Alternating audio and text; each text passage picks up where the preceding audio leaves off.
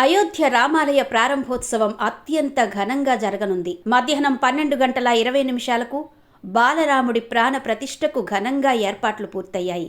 దేశంలో అందరూ ఎదురు చూస్తున్న రాముడి ఆలయం ఇప్పుడు నిర్మితమవుతుంటే, ఆ రాముడితో వైరం పెట్టుకున్న రాక్షసరాజు రావణుడికి ఎప్పుడో ఆలయాలు నిర్మించారు.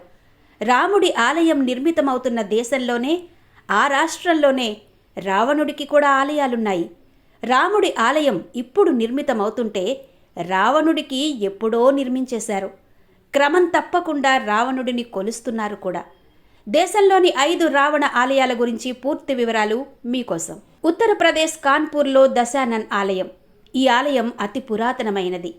145 ఏళ్ల క్రితమే 1868లో కాన్పూర్లోని శివాల ప్రాంతంలో అప్పటి రాజు గురుప్రసాద్ షుకి దశానన్ మందిరం పేరుతో ఈ ఆలయాన్ని నిర్మించాడు. ప్రతి దసరాకు ఈ ఆలయం భక్తుల దర్శనార్థం తెరుచుకుంటుంది. అందరూ రావణుడిని బొమ్మల్ని దహనం చేస్తున్న సమయంలో తాము రాక్షసరాజు రావణుడిని పూజిస్తామని ఆ ఆలయ నిర్వాహకులు తెలిపారు.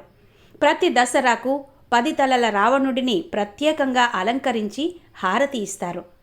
రావణ మందిరం బిస్రాక్, గ్రేటర్ నోయిడా, ఉత్తరప్రదేశ్. బిస్రాక్ అనేది రావణుడి జన్మస్థలంగా భావిస్తారు.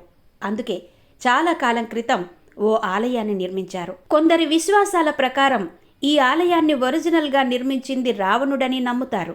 రావణుడి అత్యంత భక్తిగా పూజించే శివుడికి అంకితం చేసేందుకు ఈ ఆలయాన్ని రావణుడే నిర్మించాడని చెప్తారు. రావణుడిని ఈ ప్రాంతంలో దేవుడిగా భావిస్తున్నందున దసరా పండుగ ఇక్కడ జరపరు. దసరా నవరాత్రుల్లో ఇక్కడ విషాద దినాలుగా పరిగణిస్తారు. రావణ ఆలయం కాకినాడ, ఆంధ్రప్రదేశ్.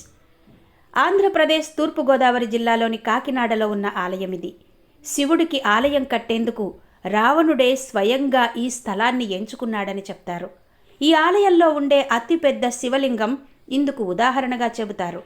ఏపీలో రావణుడిని కొలిచేది ఈ ఒక్క ప్రాంతంలోనే. రావణ్ గ్రామ్ రావణ ఆలయం, విదిశా, మధ్యప్రదేశ్.